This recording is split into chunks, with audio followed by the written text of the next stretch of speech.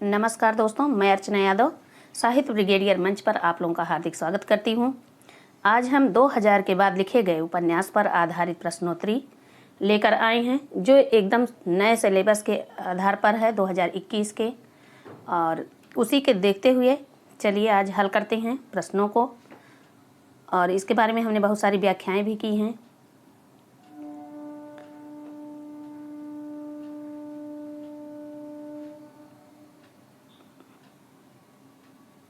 पहला प्रश्न है, हिंदी का प्रथम उपन्यास कौन सा है जिसमें स्त्रियों का बलात् शोषण किया गया है। कुछ प्रश्न पुराने हैं जो बहुत महत्वपूर्ण हैं, इनको भी देखना है। और फिर उसके बाद लास्ट में हमने 10 प्रश्न रखे हैं ऐसे जो नए प्रश्न हैं, जो 2000 बाद के लिखे गए हैं और इसमें अन्य बुक में नहीं मिलते हैं। मैंने बहुत कोशिश करके ढूंढ के इन प्रश्नों को आप लोगों के लिए लाई हूँ। आइए देखते हैं, हिंदी का प्रथम उपन्यास कौन सा है जिसमें स्त्रियों का बलात् शोषण किया गया है। उपन्यास है राजेंद्र मालती, विमाता, चंद्रकला या लक्ष्मी देवी। तो देखते हैं कौन सा उपन्यास है। इसका सही उत्तर होगा चंद्रकला। यह उपन्यास कुंवर हनुमंत सिंह का लिखा गया 1893 में है। अगला प्रश्न है, हिंदी का प्रथम पूर्ण उपन्यास है जिसमें नाटकीय पद्धति पर प्रसंगों के निर्माण तथा कथाओं की प्रविधि अपनाई गई है। देखते हैं प्रश्न क्या है। आइए इसका विकल्प देखते हैं। पंजाब पतन है, वीरमणि है, निस्सहाय हिंदू है या आदर्श हिंदू है। दोस्तों, यह प्रश्न बहुत ही इम्पोर्टेंट है। और हिंदी का कौन सा प्रथम पूर्ण उपन्यास है जिसमें नाटकीय पद्धति पर प्रसंगों के निर्माण तथा कथाओं की प्रविधि अपनाई गई है। तो इसका सही उत्तर होगा निस्सहाय हिंदू। यह 1890 में लिखा गया था और इसको राधा कृष्ण दास ने लिखा था।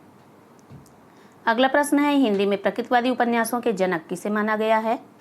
हिंदी में प्रकृतिवादी उपन्यासों का जनक किसे माना गया है। जयशंकर प्रसाद को, ऋषभ चरण जैन को, पांडे बेचन शर्मा उग्र को या जोला को। इसका सही उत्तर होगा पांडे बेचन शर्मा उग्र को। और ये जो है उग्र जी को सर्वमान्य है, और कुछ लोगों ने, कुछ विद्वानों ने जयशंकर प्रसाद को भी माना है कि प्रकृतिवादी उपन्यासों के जनक हैं हिंदी में। अगला प्रश्न है, किसने शेखर एक जीवनी की आलोचना को प्रकाशमान पुच्छल तारा कहा है। अज्ञेय ने कहा है, जैनेन्द्र ने कहा है, गोपाल राय ने कहा है या आलोचकों ने कहा है। तो आइए इसके देखते हैं सही उत्तर क्या होगा। इसका सही उत्तर है आलोचकों ने। इसके 2 भाग हैं शेखर एक जीवनी के। पहला भाग है 1941 जिसमें किशोर मन का विश्लेषण किया गया है, और दूसरा भाग है 1944 में लिखा गया, इसमें युवा मन का विश्लेषण है शेखर एक जीवनी में। अगला प्रश्न है, डॉक्टर गोपाल राय ने किसे प्रथम मनोविश्लेषणवादी उपन्यासकार माना है। तो देखते हैं किसको माने हैं। जैनेन्द्र को, इलाचंद्र जोशी को, अज्ञेय को या देवराज को। इसका सही उत्तर होगा इलाचंद्र जोशी को माने हैं, लेकिन सर्वमान्य माने गए हैं जैनेन्द्र। इलाचंद्र जोशी को केवल डॉक्टर गोपाल राय ने माना है और सर्वमान्य रूप से इलाचंद्र जैनेन्द्र हैं। अगला प्रश्न है, विष्णु प्रभाकर के किस उपन्यास में सन 1920 ईस्वी से 1936 ईस्वी तक की सामाजिक राजनीतिक स्थिति का चित्रण किया गया है। तो देखते हैं कौन सा है विष्णु प्रभाकर का उपन्यास। तट के बंधन, ढलती रात, स्वप्नमयी या अर्धनारीश्वर। इसका सही उत्तर होगा ढलती रात, इसका ढलती रात होगा, और ये 1951 में लिखा गया था। अगला प्रश्न है, उपेंद्र नाथ अस्क के उपन्यास बड़ी बड़ी आँखें को एक गीत उपन्यास की संज्ञा किसने दी है।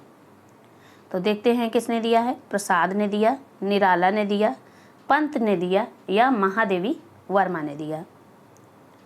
इसका सही उत्तर होगा पंत ने दिया, और यह उपन्यास 1955 में लिखा गया था।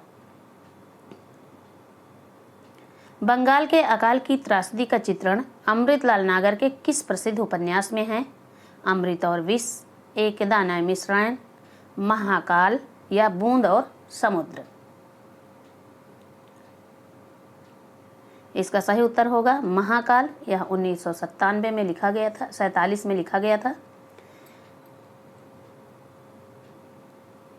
अगला प्रश्न है, फणीश्वरनाथ रेणु ने अपना साहित्यिक गुरु किसे माना है? तो आचार्य रामचंद्र शुक्ल, सतीनाथ भादुड़ी, नामवर सिंह या जैनेन्द्र को? इसका सही उत्तर होगा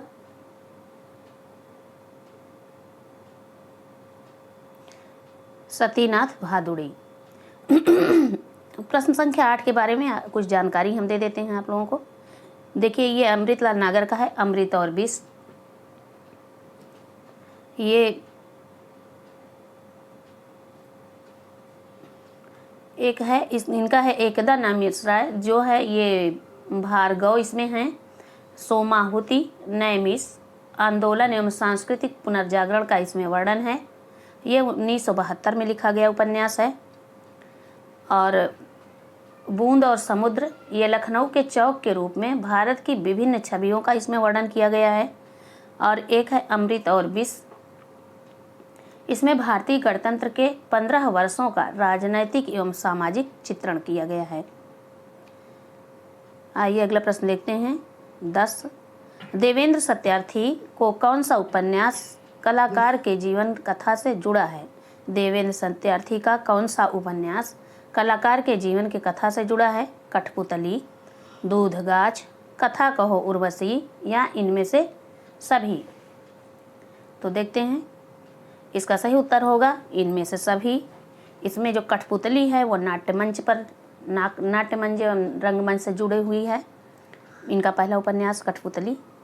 दूसरा है दूधगाछ, यह संगीत और संगीतकार से जुड़ा हुआ है। और कथा कहो उर्वशी, इसमें मूर्तिकार की संवेदना का चित्रण किया गया है। और तीनों उपन्यास ये कलाकार के जीवन कथा से जुड़ा हुआ है और यह कला जगत को समर्पित है। अगला प्रश्न है, फणीश्वरनाथ रेणु के किस उपन्यास में पूर्वी पाकिस्तान से आए पूर्णिया जिले के शरणार्थियों की समस्या का चित्रण है? देखते हैं, मैला आंचल, पढ़ती परिकथा, दीर्घ तपा या जुलूस? इसका सही उत्तर होगा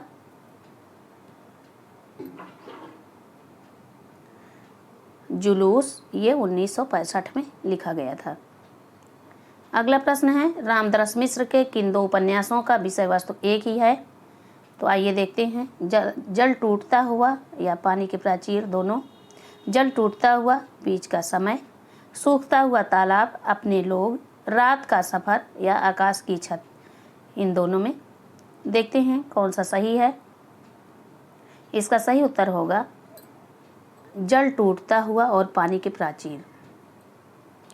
अगला प्रश्न है, गुलशेर खां सानी के किस उपन्यास में बस्तर जिले के 2 मुस्लिम परिवारों की 3 पीढ़ियों का चित्रण किया गया है? गुलशेर खां सानी के किस उपन्यास में बस्तर जिले के 2 मुस्लिम परिवारों की 3 पीढ़ियों का चित्रण किया गया है? सांप और सीढ़ी, साल बनों के द्वीप, काला जल, नदी और सीपियाँ? तो देखते हैं सही उत्तर क्या होगा। इसका सही उत्तर होगा काला जल।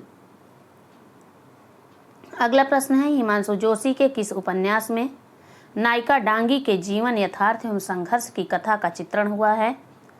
कगार की आग, महासागर, छाया मत छूना या सूरज? इसका सही उत्तर होगा सूरज।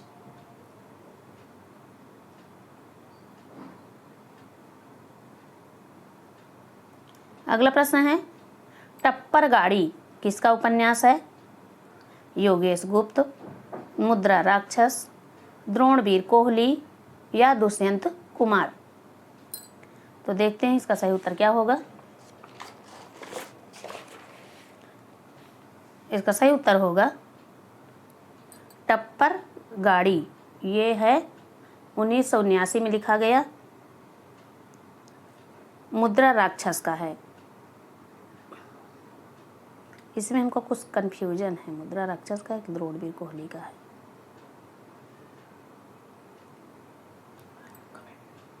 जी, इसका सही उत्तर कमेंट करिएगा आप लोग। किसका होगा। अगला प्रश्न है, निम्नलिखित में कौन सा उपन्यास राजकमल चौधरी का है। एक पति के स्नान, एक पति के नोट्स, कौन हूँ मैं, अग्नि स्नान या ध्रुव सत्य। तो आइए देखते हैं इसका सही उत्तर क्या होगा। इसका सही उत्तर है अग्नि स्नान 1978, ये लिखा गया है। और इनका एक और नया उपन्यास है ताश के पत्तों का शहर, राजकमल चौधरी का है। अगला प्रश्न है, निम्नलिखित में कौन सा उपन्यास गिरिराज किशोर का नहीं है। यातना घर, स्वर्ण मृग 2012, बा आंजनेय जयते। देखते हैं कौन सा है गिरिराज किशोर का, कौन सा नहीं है, या इनमें से सभी हैं। इसका सही उत्तर होगा इनमें से सभी। इसमें यातना घर का समय है 1997 और आंजनेय जयते का समय है 2018 और बा का समय है 2016। अगला प्रश्न है, निम्नलिखित में रविंद्र वर्मा का कौन सा उपन्यास है। आखिरी मंजिल 2010, क्रांति कक्का का जन्म शताब्दी 2010, घास का पुल 2014, उपर्युक्त सभी। इसका सही उत्तर है उपर्युक्त सभी। ये 2000 बाद के लिखे हुए सारे उपन्यास हैं और इनका घास का पुल है 2014, तो उनका है जगदीश चंद्र का है आधा पुल, उनका भी उपन्यास है। अगला प्रश्न, निम्नलिखित में विजय का उपन्यास है। नीड़ का तिमिर 2008, मुक्तिबोध 2009, नंबरदार हुआ ना खुदा या उपर्युक्त तीनों। इसका सही उत्तर होगा उपर्युक्त तीनों। ये विजय के उपन्यास हैं, 2000 के बाद लिखे गए उपन्यास हैं। अगला प्रश्न है, सफेद पर्दे पर। सफेद पर्दे पर आत्मनायक 2012 किसका उपन्यास है। रमेश चंद्र शाह, विनोद कुमार शुक्ला, श्रवण कुमार गोस्वामी या गंगा प्रसाद बिमल। इसका सही उत्तर होगा ये रमेश चंद्र शाह का है, 2012 का लिखा गया उपन्यास है। अगला प्रश्न है, मानुषखोर किसका उपन्यास है। गोविंद मिश्र, गंगा प्रसाद बिमल, श्रवण कुमार गोस्वामी, विनोद कुमार शुक्ल। देखते हैं किसका है मानुषखोर। इसका सही उत्तर होगा गंगा प्रसाद बिमल। और एक इसी से मिलता जुलता नाम है मानुषगंध, किसकी रचना है, कमेंट बॉक्स में जरूर लिखिएगा। अगला प्रश्न है, अरण्यतंत्र 2013, शाम की झिलमिल, खिलाफत 2018 किसका उपन्यास है। नरेंद्र कोहली का, गोविंद मिश्र का, श्रवण कुमार गोस्वामी का या विनोद कुमार शुक्ल का। तो आइए देखते हैं इसका सही उत्तर होगा गोविंद मिश्र के सभी 2000 के बाद के लिखे हुए उपन्यास हैं। अगला प्रश्न है, पहर दोपहर और धरा अंकुराई। पहर दोपहर का समय है 2010, धरा अंकुराई 2014 किसका उपन्यास है। तो देखते हैं पंकज बिष्ट का है या मणि मधुकर का है, असगर वजाहत का है या प्रणव कुमार का है। इसका सही उत्तर होगा असगर वजाहत के सभी नए उपन्यास हैं जो 2000 के बाद लिखे गए हैं। अगला प्रश्न है, निम्नलिखित में कौन सा उपन्यास प्रणव कुमार बंदोपाध्याय का है। अक्षरदीप 2009, आदिकांड 1985, उपर्युक्त दोनों। तो इसका सही उत्तर होगा उपर्युक्त दोनों। अगला प्रश्न है, निम्नलिखित में कौन सा उपन्यास संजीव का है। रह गई दिशाएं इसी पार 2000, मुझे पहचानो 2020, पूर्वी बाजार 2021 या सभी हैं। तो देखते हैं कौन सा है उसका सही उत्तर। इसका सही उत्तर होगा सभी विकल्प सही हैं। धन्यवाद दोस्तों। जय हिंद, जय हिंदी।